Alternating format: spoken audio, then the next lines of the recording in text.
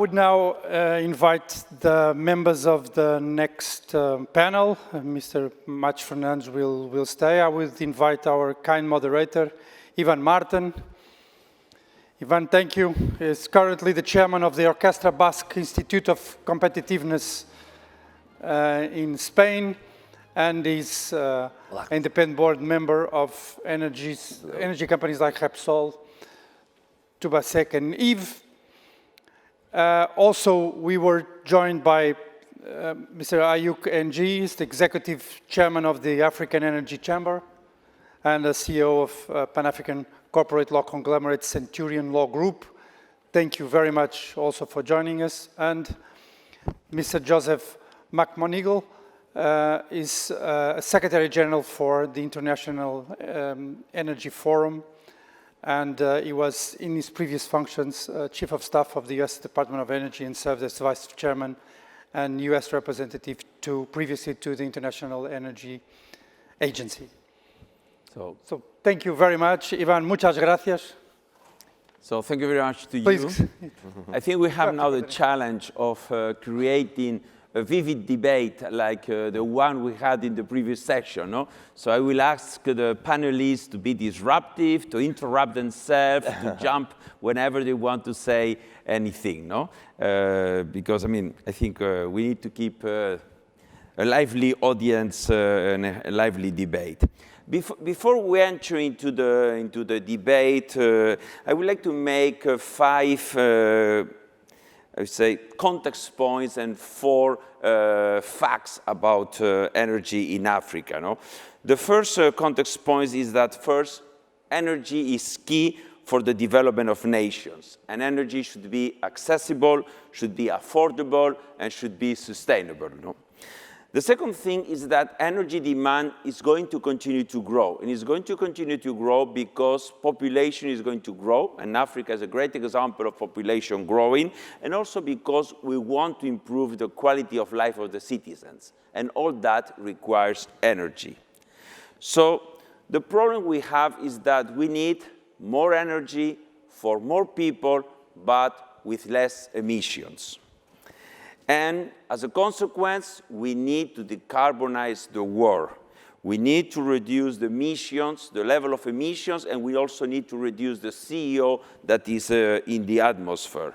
But we need to do that in a way that has the lowest social impact. And we are going to talk about the social impact of the energy transitions. So because we need a just and an orderly energy transition. So in terms of facts, centering our discussion around Africa, Africa, and it has been said before, holds 15% of the global population. But in terms of emissions, it only represents, as the former minister was saying, 3% of the cumulative global emissions, whereas Europe represents 33% of the cumulative global emissions. Africans emit 1 ton per capita, when India is emitting 3 tons, Europe is around 7-8 tons, and the United States is more than 16 tons. So there is a big difference in our contribution to the emissions increasing in the world. The second point that is very relevant, or the second fact that is very relevant, is that Africa, sub-Sahara, has 600 million people without access to energy and without access to clean cooking. And clean cooking, this morning we were talking about the role of the women and the empowerment of women in Africa. Clean cooking, lack of clean cooking access is creating premature deaths of women in Africa. So this is a major issue. And just to give you an example, the 47 countries below the sub-Sahara, I mean, they have the same electricity generation capacity as Germany, with only 87 million inhabitants. So there is a huge gap that needs to be addressed. But, as also the minister was saying, Africa has resources. And again, comparing with Germany, 4 countries, Mozambique, Tanzania, Senegal, and Mauritania, has enough gas production that is equivalent to 75% of the Russian gas production. And now everybody's talking about gas production in Russia and the issues we're having in access to the gas supply in Europe and in the world. But finally, Africa needs investments.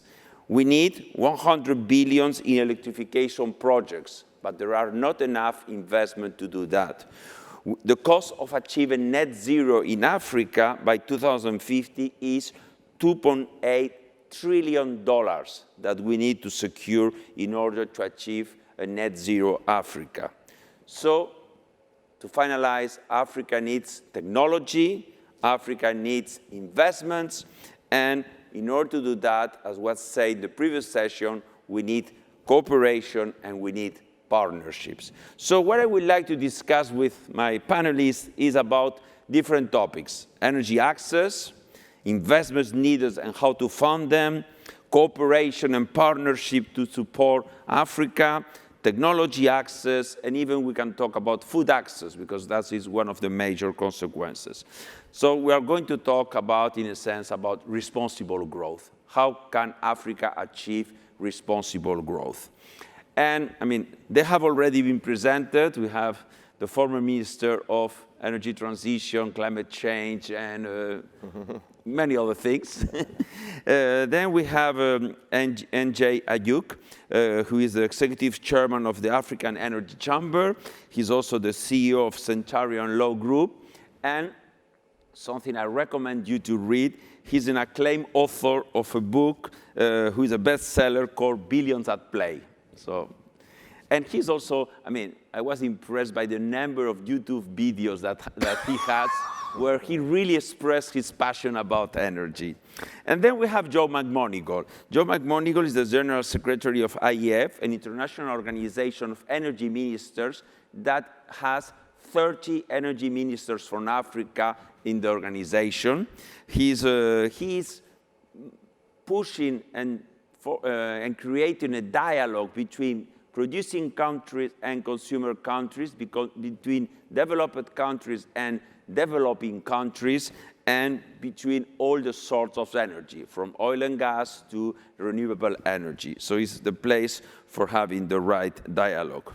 So, I mean, we already heard João Pedro Matos Fernandez, but now maybe we should turn into NJ Ayuk. And I will ask both NJ and Joe to have a 5-minute introduction, context setting about the topic, and then we will start debating different issues. So NJ. Ivan, thank you so much, and it's such an honor to be here in, forgive me if I pronounce it wrong, Cascais. Good. I was really impressed coming to this city yesterday, and I think this dialogue is so important. And by the way, thanks for inviting me. It's a big honor to sit with Joe, a seasoned diplomat and an energy mover, and a minister, and with you, Evan, and with me, a gentleman. So it's very, very good to be here. But when we talk about these issues around energy, we have to put things around context. Europe needs to decarbonize, and Africa needs to industrialize. And if you have to go from there, then you have to ask yourself, how do we get there? We all live in a world that today we have a crisis in Russia and Ukraine. Energy prices have gone up. The majority of people in poor countries, and thanks Evan for that brilliant introduction, we still have a content that energy poverty is really a key big issue. But then it's become a catchphrase where we're not really going into the specifics and addressing them. And I think our common relationship, our common bond together, starts at a great chance where we can be on the cusp of history, that we could be that generation that changes the world, literally changes the world, and really drives a more sustainable future. I come from the oil and gas industry. I think right now, the only thing I don't like about the oil and gas industry is that it's been so demonized and it makes everybody to hate that industry, but I think it's one of the most beautiful industries in the world. Why do I say that? It has driven human civilization. It has made we as human beings really reach out to believe in some things that we never ever saw. I believe this industry still has a lot of growth potentials, especially in our continent, and especially when most in the world believe that this industry needs to go away. We don't. We don't. We believe gas still has a future, and that we need to drive gas. We need to drive it harder. Why are you guys leaving? Don't leave. I'm going to give you something. We just need to drive more gas. The more gas we have, the better. Why do I say that? It's the cleanest form of fossil fuels. But at the same time, we need to drive in renewables at that same pace. And while you're producing gas to give Africa a chance to transition itself, monetize that gas for development and really industrialization. How are you going to tell me we're going to industrialize Africa if we don't have that those industries, if we can't use gas to develop urea, ammonia, NPK, fertilizer plant, use a lot of European technologies that have made you the envy of a lot of young people and a lot of envy of the world to become that generation that changes the world and drives us to that place. Of course, we can bring in solar and other renewables in. We can then start looking at a transition that brings in green hydrogen. I'm a big fan of hydrogen. I know most people would not like to hear that from an oil man. But I think hydrogen has a big place. With green hydrogen coming in, the infrastructure that we're doing right now when it comes to energy, we're bringing in green hydrogen, that same infrastructure to replace gas in the next generation. I might not tell you everything you want to hear. I might not tell you everything that you believe that should be coming out of, but I'm going to be very honest. I'm going to be very pragmatic. I was one of those who was very lucky to be at COP26 last year, but everybody that went to COP26 flew on an airplane. Everybody that went there, they stayed in hotels, they emitted 13,000 CO2 emissions in the air, and then you turn around, and as the minister just said, going to a meeting in Mozambique, the script was written. Let's tear up the script. Let's get into practicalities. Let's get into the table. What did we do after COP26? After COP26, we told the world, we made these pledges that we're going to cut down emissions, we're going to hold back on gas and oil exploration. Gas was the worst fossil fuels and everything. What happened in February or January, the EU started saying gas is green. I mean, I come from Cameroon. There are a lot of witch doctors around there. I don't know what witch doctor or scientists the EU use to say gas now is no longer a fossil fuel, it's green. No, reality kicked in, energy security and pragmatism that got right in. And we need to use that to focus on how we drive this debate and how we move that. And I also tell you something that really happened. Then they came back in November. In January, Norway announced that they're going to do 52 oil licenses. 52 oil licenses. Norway was going to do it. I don't like to mention countries by names. They might kick me out. But then Germany put more money in driving exploration in the North Sea. Same the UK, for the first time in 30 years, said we're going to open up coal power plants. And then Germany opened 2 new coal power plants. The US opened federal lands for drilling. And then China, it's laughing at us. China and Russia and India, they're laughing at us because they're meeting everything while we in Europe and Africans, we are already energy poor in Africa. Europe, you getting your people poorer and poorer and poorer. But then what do we, and I close with this. Then you turn around to Africa and you say, well, right now gas, natural gas, we see the European taxonomy is saying it's somehow green, but we're not going to finance it. We're not going to finance it. You turn around then to Africa and you say, well, you know, we're still going to choke off all that funding that goes into gas. It reminds me of going to school in the United States, where I became a big fan of Martin Luther King Jr., where he said the Negro came to Washington with a check marked insufficient funds because the check came back at a balanced check. Europe has put a balanced check on Africa when it comes to energy and how we drive and the transition, on how we build a future. How are you going to tell a child in the Gambia during COVID-19 who is trying to go through, and with a mother trying to go through a cesarean section and has no light, and how are you going to tell them that they don't have the right to electricity, and they don't, a young girl in Malawi, that they don't have the right to any kind of energy, to give them that STEM education, that chance to have a fighting chance for their life that you have here in Europe. How naive can we be to look at these people and say, you don't belong, you don't deserve, you don't need to be here. Then you have these big gas discoveries. In Mozambique, they could move from 0 to the 3rd largest gas producers of the world. You telling them that shut it down, keep it in the ground, you don't deserve it. Namibia, right now, Total Energies, big gas discoveries, big oil discoveries, shut it down, keep it in the world. Then you turn to the GTA area with Senegal and Mauritania, shut it down, keep it there. Then you go to Nigeria. Oh man, those guys, you want to bam bam, you go to Nigeria. What do they do? You have a big gas discoveries. Then you come back from Europe and you say, well, we need you to bring gas to Europe. We need you to build a pipeline, but we're not going to invest in the infrastructure. Mama always told me you only reap where you sow. So we need to sow so that we can reap in the future and get us to a sustainable world. Thank you so much for giving us. No, thank you to you. And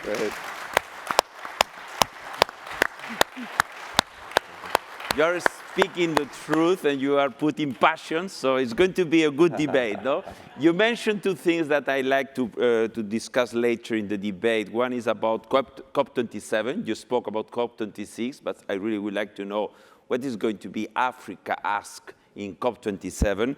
And you also mentioned something who is about the relevance of gas, and gas being the very best friend of renewables, because you need gas in order to secure energy security of supply when you have renewables that are intermittent. No? So these are the 2 topics that I would like to cover later on. No? Today also, for the first time, I saw a European Union official talking so bluntly about the need for gas. In the video, we saw that, and I mean, that dialogue was not the one we had 6 months ago or a year ago, no? Good, so thank you very much, and now turning into Joe. So, yes, thanks your very much. 5 minutes introduction. I hope it's as lively as... Yeah, well, I'll try. I don't know. That's going to be hard to match that. Well, thanks very much. It's great to be here. As you referenced, I'm the Secretary General of the IEF, which is the producer-consumer countries organization.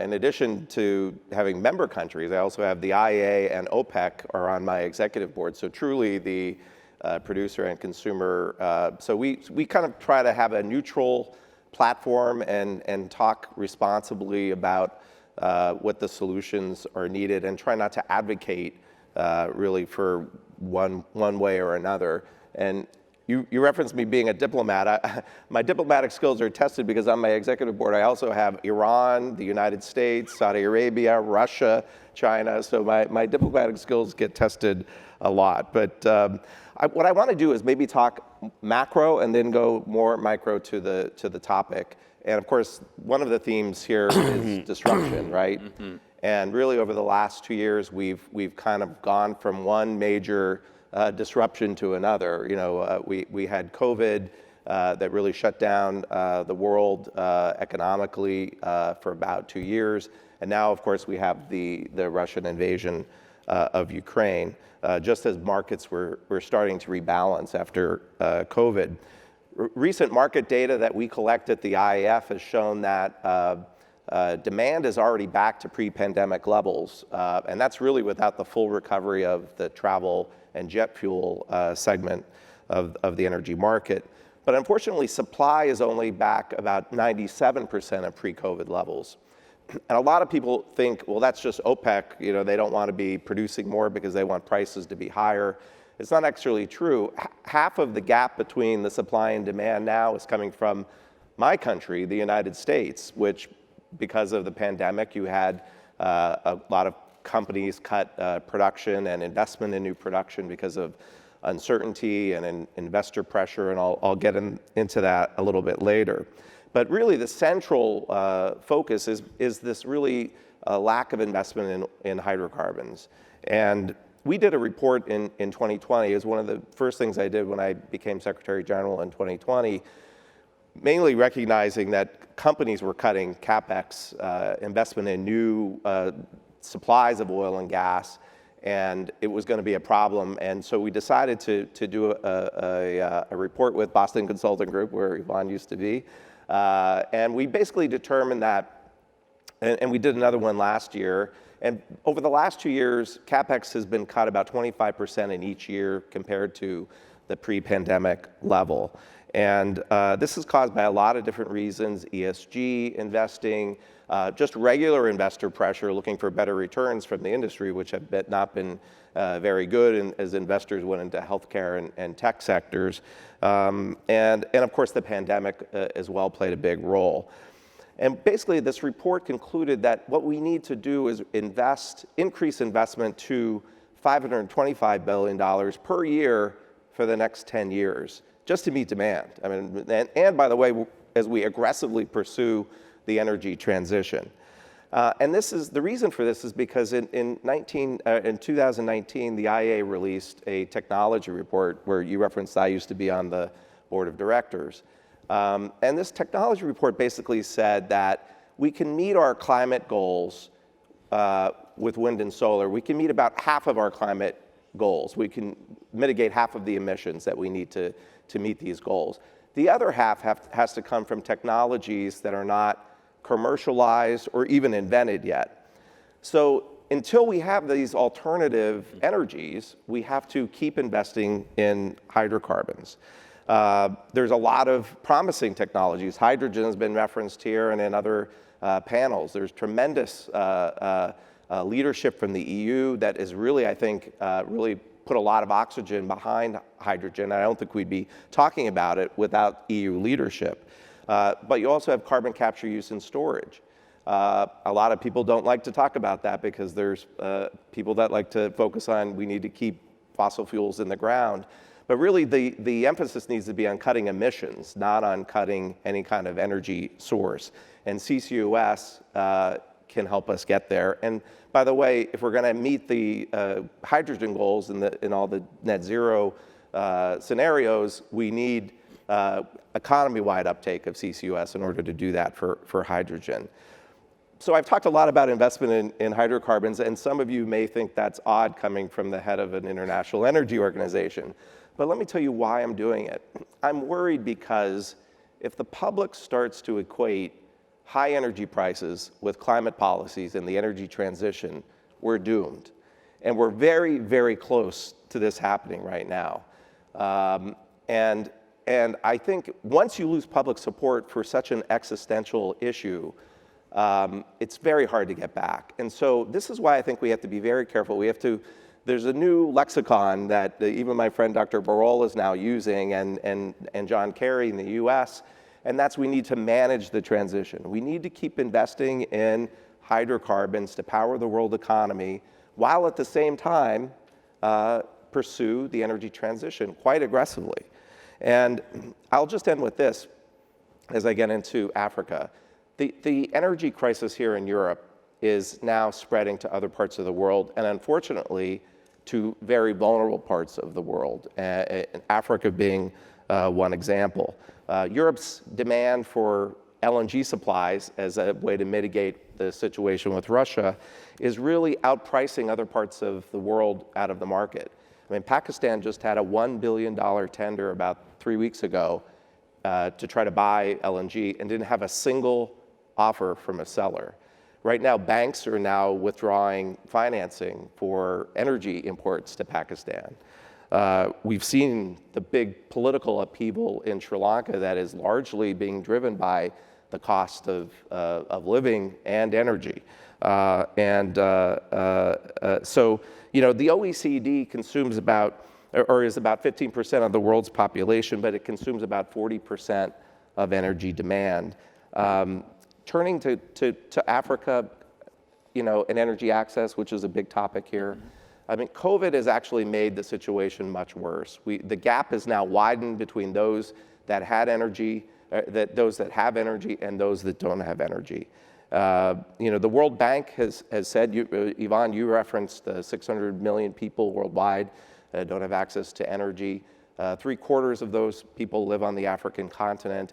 The World Bank just said that number has grown by about 90 million people because of inflation and high cost of energy.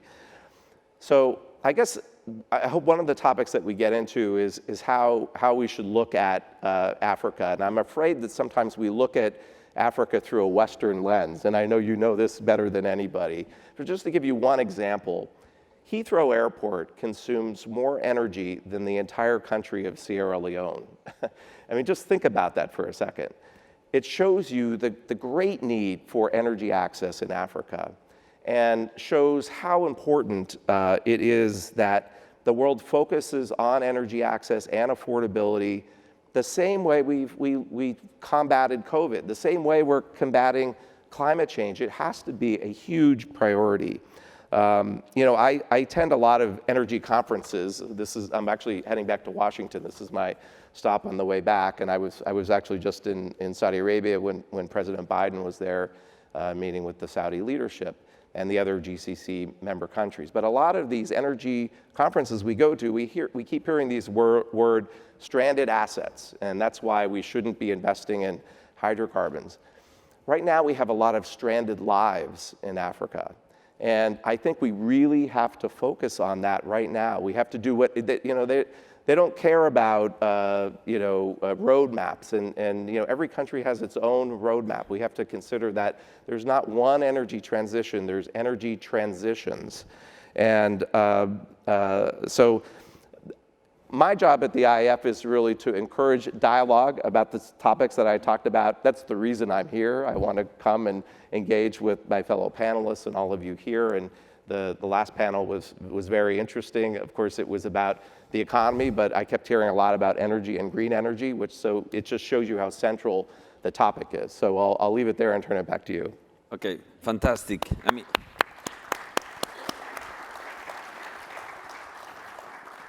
So I heard a lot about technology, about investments, about the stranded lives, about energy access, so plenty of things to discuss. No? So let me start with the first topic. No? And the first topic is, I am quite pessimistic, honestly.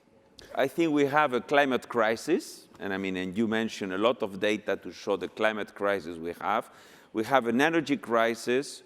We have a minerals and material crisis. We have a food crisis because of the fertilizers scarcity, and we have an economic crisis because of the cost of everything going up. No? But focusing on the energy crisis, my first question to the three of you, and starting by Pedro, is how is Africa energy crisis different from the rest of the world? What can we do it? And also, and this is something that has been discussed today several times, we're talking about Africa, but there are many Africas, and very different, not only origins in terms of languages, but also in terms of access to natural resources, in terms of levels of development. So I will rephrase my question. How is the different Africa's crisis different from the rest of the world? Pedro. Well, first, I think that technology is important, but we are discussing technology for 50 years. Mm-hmm. Second, efficiency is important, but we are discussing efficiency for 50 years. So definitely we have to talk about changing behaviors and about changing the financial system. Since the 80s of the last century that we are talking about technology and that we are talking about efficiency. The second thing I want to say is that definitely there is no relation between fighting climate change and high energy prices at all. I'll talk about Africa, but to give you an example from Portugal, 60% of the electricity consumed in Portugal comes from renewable energy. And definitely we were the country, I'll give you the figures of last year, where the electricity grows less during last year. About 10% in Portugal, 30% in Spain, 70% in Holland and in Belgium. Why? Because 60% of that electricity comes from renewable energy. Definitely, I give the example of Mr. Nordhaus on my speech, but NJ has all the reason. I should talk about Europe, who have just considered 1 month ago that gas is green. This is totally unacceptable, unbelievable. I had the luck to be the president of the council while we approved the European climate law, the first one. I discussed a lot with the European Parliament, and they want to be more ambitious, more ambitious. They say that reducing 55% of the emissions on the 2030 was not enough. And exactly the same people who want more ambitious are exactly the one who said that nuclear, there's a friendly nuclear, I've never seen, but there's one, and gas is green. It's totally unacceptable. And it happens 2 months ago. Well, talking about Africa, we have to understand this. It's very hard from the technological point of view to manage big grids of energy. And when we look to, if we can do it in Europe, even if we have costs and we are losing efficiency about it, we need to have small grids in Africa.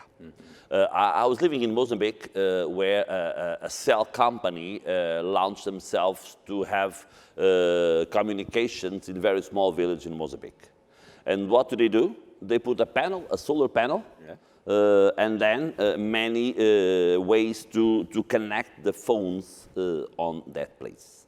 And with a very low cost and almost a residual investment, they transform the telecommunication system in Mozambique. And we can do it with producing electricity, and we can renew many different things if we have small grids upon the communities that we have in Africa. Good. JP, I see that you are saying no. Well, I think this is... And also, I mean, being an African, you may have also an opinion about what is happening. Of course, I have an opinion. I'm disappointed by what Pedro just said, because I think this is a reason why you don't need politicians running energy policy and driving energy. We should let the scientists to be doing that. This is a promising debate. And I do think Pedro misses the point. And here's where he missed the point. Africans don't just need electricity to power their cell phones. They need electricity to drive up industries. I was not talking about powering cell phones. No, you quoted powering cell phone and that little solar. But let me talk about it. They want to drive heavy machinery. The heavy industry in Africa, and I think it's very wrong when you dismiss the role of technology. It's very wrong. Whenever we face a crisis in humanity, we have striven and used technology to really drive us. So it's wrong to try to dismiss that. I think it's a disservice to Europeans and to Africans. Today, you and I sit here because of technology. They can hear us because of technology. That drive, I mean, we can WhatsApp, we can do that. That is what improves lives and drives our lives. So we should not be dismissive of technology and what it can do with carbon capturing and lowering emissions. And of course, gas is green. It is the lowest form. You are somebody who's burned coal for enough times, and you should not be giving us lectures about what is green or not. Nobody loves the environment more than we do. You should be apologizing to us for what you've done to the environment. We need to be able to use our natural resources to drive up development. Let's face it. That's exactly what I told. That's exactly, but you're against... Exactly. And I'm happy you agree. I'm happy you agree. With no but. You will join me in the oil conference next time. But the truth of the matter is that if you take gas out of the equation, you know what's going to happen today? Right here in Portugal, you're going to have crisis on the street. 2 weeks ago, we just listening. I don't watch the TV. I don't like CNN, but I watch them. They had a big demonstration, and they ran out the government because of austerity and high energy prices. Where did that happen? That happened in Sri Lanka. That's a poor country that just went through that. Over the last year, you've seen this energy crisis really hitting poor people around the world to the fullest. Here in Portugal, your government has the right and the possibilities to subsidize your economy, to subsidize and give incentives and provide subsidies to fuel prices. During COVID, you know what happened when the last debates when you talk about this crisis? You know what happened during COVID? You could pay people to stay home. We didn't have a shot in life, man. We didn't have a chance. So it's easy when you sit and you have everything provided to you to tell poor people that gas is not green. Leave it in the ground. What right do we have to tell poor people to leave green gas? I call it green gas. I think gas is so green, it should be greener gas. What right do we have to tell poor people to leave green gas on the ground, but then Norway is producing gas? The UK is opening coal power plants. I think you need Africa gas to help decarbonize you because the majority of the gas will come to Europe, so you can shut down those coal plants. Do you believe that we should keep coal plants running? UK is going to do that first time in 30 years. That's okay. I think Germany is going to do that. That's okay. But gas that is cleaner, that's not okay because it's in Africa. Yes, I'm okay with Joe. Okay, we need to get to stranded life. Let me say 2 or 3 things. You allow me. Yeah. Definitely, gas is not green. Stop. For me, it's that. That's your opinion. You'll No, never but that's your see me opinion. defend. That is Can your opinion. What science do you have that you're going to say that? That's your opinion. Gas is not green because it has emissions, and you'll never hear. Don't put put things like this, please. Can I? Go ahead. Don't put things like this that I say that in Africa they should not, and in Norway and the UK they should. I've never said it. No, I didn't say you said that. They are. Never. And you hear me from that. Never. I have nothing in the limit. I have nothing to say to African countries. In the limit, I have nothing to say. What I see is definitely we should be as independent as we can be from fossil fuels and from energy coming from other countries. That's what we have done in Portugal. Don't be worried about what happened in Portugal and is going to happen in Portugal. We will have no big problems on there. We will have problems in Africa. When We're talking about Europe, Africa. Definitely, I have no doubt. If we have problems in Africa, we will have big migration problems in Portugal. Decarbonization and electrification are not synonymous. Yes, we need gas, but the gas that we need is renewable gas. Because to be carbon neutral, we need green gas. We can't use that gas. We can't continue taking away from the land things that we don't need, because the technology is very important in there. But we need to change our behavior. I have nothing against technology. Of course, I'm an engineer. We are here because we have that technology. But, Pedro, we are talking, less than 1 minute, believe me. Less than 1 minute, believe me. We are talking about technology and efficiency for at least 50 years. And the achievements that we have are not enough. Just what I want. Thank you very much. Let me try to utilize some of my diplomatic skills if I can. Do you want to sit in the middle? No, definitely not. No, but just to on a few points here. One is, the shale gas revolution in the United States, where I'm from, has allowed the U.S. to actually decrease carbon emissions because of switching from coal to gas, while at the same time, by the way, grew GDP by about 15%. So we can do a lot more coal to gas switching and cut a lot of emissions all over the world. So I don't think we should dismiss the carbon emitting reduction benefits of gas. And of course, you mentioned heavy machinery. It's very important, not just in Africa. The reason we need hydrogen is because you need hydrogen sectors where you can't electrify what you're doing right now, and heavy machinery really can't be electrified. And so you need hydrogen because it's a very carbon intensive or energy intensive sector.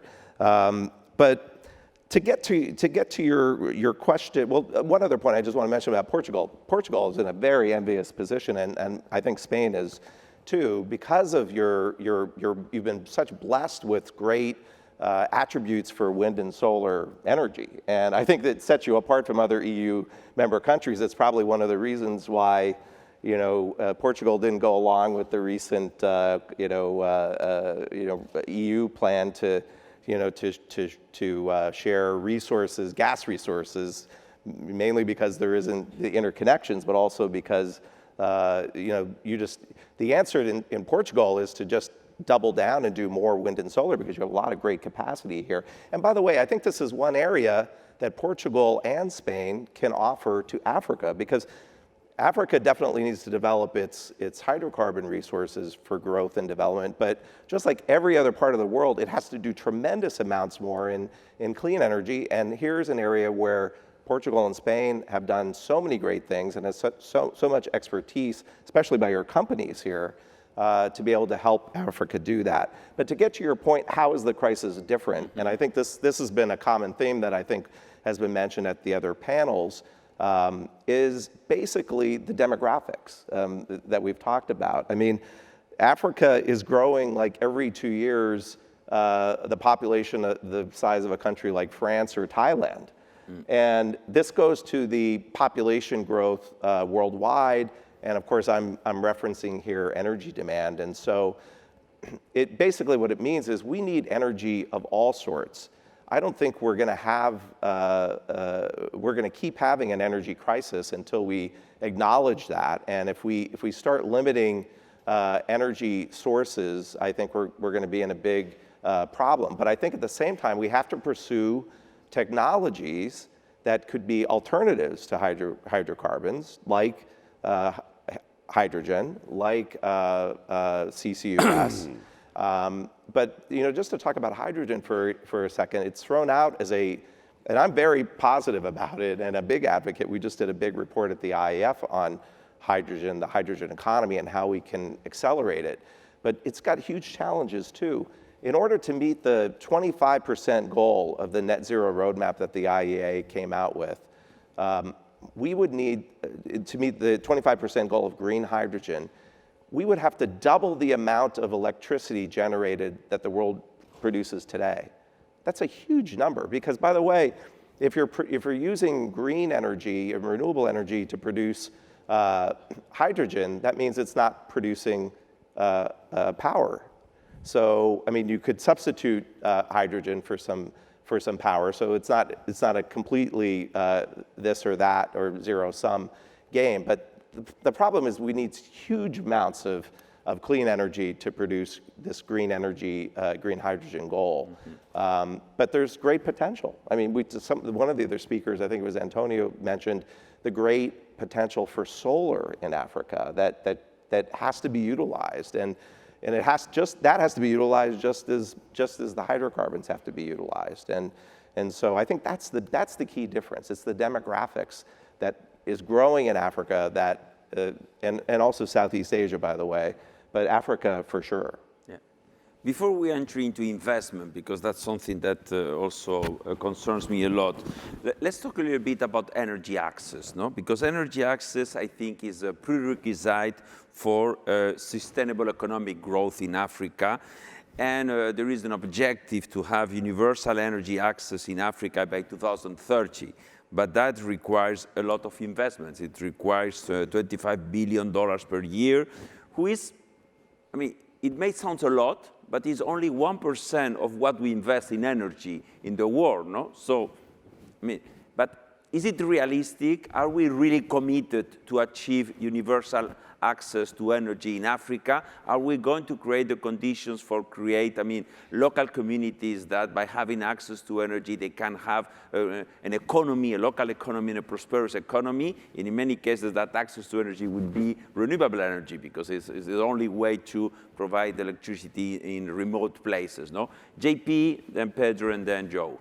I don't think we're committed to having universal access. I've been critical of the IEA reports when our good friend Fatih put it out, I think last year, where they were predicting no more investment in boilers, no more investment in hydrocarbons. I think right now he's eating his words.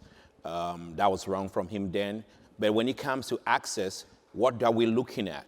The IEA is saying that by 2035, we should have 60% or 65% of the cars should be electronic vehicles. Stop and think for a minute. 2/3 of the people in Africa have no electricity. How the hell are you going to charge a Tesla? And you think they're going to drive a Tesla without electricity? And then the investments that have been going into renewables and in Africa, all this while, it has been very, very low. So when I talk about us investing in hydrocarbons, it's because Africans are skeptical. Your promises have been really, really bad. And everything you've promised, you've not kept it. You remember the $100 billion they put for climate mitigation funds after Kyoto since 2009? Between 2009 and 2022, you're looking at $1.3 trillion. How much has been spent? $25 billion has been spent on all emerging countries and developing countries for climate mitigation and climate mitigation funds. So you spend $25 billion, most of it going to European and Western consultants and investment companies. Africans receive the backstick, they've received nothing. And if this person, whom I think $100 billion is too small, I wrote a book, Billions of Play, I like money. But then if this person cannot even put up $100 billion that you promised 13 years ago, you want 1 billion people to believe you that you're going to put up $25 billion a year to create energy access. As the French would say, il faut arrêter de rêver. Let's stop dreaming. You know, I like dreams. I dream things that I don't see, but I try to catch up with reality. Let's come to reality. The investment in energy has been bad. I don't have a problem if we're going to put money in renewables. Africa needs an energy mix. If we can super drive renewables like crazy and provide access, that's fine. Our main issue is 600 million people without access to electricity, 900 million without access to clean cooking, most of them women. We got to make energy poverty history with all forms of energy, but we got to do it in a sustainable, cleaner, better way. And I think our green gas would be part of that. And I'll be very happy. Me and Pedro are going to start an investment company for green gas, and he'll be the chief investment officer. We discussed that. We discussed that already. Pedro, how can developed countries or Europe help the access to universal energy in Africa? We can contribute? I'll never be that CEO. CFO. Never, at all. I have no doubt how more problematic this is in Africa. When Joe said that Portugal is a good example, yes, we are a good example. We have 60% of electricity coming from renewables, but we pay for it. 17 billion euros that the Portuguese consumers pay for 20 years to be on this level. So it doesn't happen because it has to happen. It happened because we pay for it, and there are good solutions and a very important commitment. I've said at the beginning, I have no many more things to add to what I said, that because Africa is so important for the world and it's so important for the survival of the human species, that we have to look to Africa considering that they need more than the others because they are away from what we can consider a good level of welfare. But definitely the investments have to be different, and I have no doubt about it, that in Europe we made lots and lots and lots of mistakes. We used to talk many times on Norway or on Sweden. Who are the countries in the world who use more physical resources and natural resources to have the well-being that they have? Those in the Scandinavian Peninsula. So they are the most undeveloped countries in the world when we look at them to that point of view. Yeah. But if we still say that we need energy from all sources, I think that it reminds me of Hamlet. Words, words, words. And what happened at the end of Hamlet? They all die. So I'm afraid that if we still say that we need energy from our sources, that we will have an end very similar to Hamlet. We're all going to die. Joe, how can IEF help to solve the energy access issue? This is what I think. Well, look, We'll go for a drink later. I would go back to my comments in my opening remarks that I think the world has to prioritize energy access the same way we collectively got together and combated COVID, the way we're collectively getting together and addressing climate change. It has to be a priority. It can't just be a talking point. And so there needs to be so much more engagement on this topic. It's something that is a priority of mine as Secretary General. As you said, I have 30 member countries from Africa, so it's a really important topic. But I would just say that, I had one energy minister who's a member of my organization joke to me once that we'll decarbonize after we carbonize. And the comment is, it was said in a joking way, but it goes to your point, MJ, that we need to, Africa needs, in order for development, for food security, it needs to expand its oil and gas production. It also needs to expand its renewable energy production. But we have to do both. I'll go back to this thing about high prices, and I think we're dangerously at the point now of losing public support for the energy transition because of high prices. And I don't care what political ideology you have, if you start to sense that the public is no longer going to support you in your election because of high energy prices, you're going to do something different. And we have a crisis right now in Europe. It's about to get worse. I think oil prices are going to go higher this fall because in September, the Chinese party is going to have its leadership conference, and they're probably going to connect that with the reopening of or the ending of the lockdowns, and you're going to see China demand come roaring back. But we're not in a cycle. This is not like oil and gas, or mostly an oil cycle, where we have ups and downs, and you hear CEOs say, well, the cure to high energy prices is high energy prices, because then it affects demand. We've made structural changes to our energy system. And by that, I mean, we're trying to limit supply of hydrocarbons before demand is adjusting to it. And that is going to create shortages and an energy crisis. And I just think we have to get more realistic about managing the transition. No one is saying, let's abandon the 2050 goals. No one is saying that. I haven't been to one energy conference or climate conference where somebody is proposing that. But we just have to get better about managing the transition. We also, by the way, have to invest a lot more in clean energy R&D. I'm really pleased that my country has quadrupled the clean energy R&D, and they plan to be at $30 billion. This is how we're going to find the alternatives to hydrocarbons. This is how we're going to find better ways to do hydrogen and CCUS. But other countries have to join that, and it has to be done by governments. We're not going to get companies do clean energy R&D, but we can't expect companies to do the most riskiest parts of this. We need governments to do this. And France has committed to do something. I think Spain and Italy has also done something, and we need a lot more countries to join in this clean energy R&D push. Good. Two last questions, very quickly, very fast. Very quickly. The good news is that we have a cocktail when we finish the session. Yeah. So there is not going to be questions from the audience. It can then continue. Good. Thank you, Ivan. I only agree with the cocktail. And I And totally also disagree. JP also agrees. Drinks will be ready. Good. So the two questions, because one is, I promised we were going to talk about that.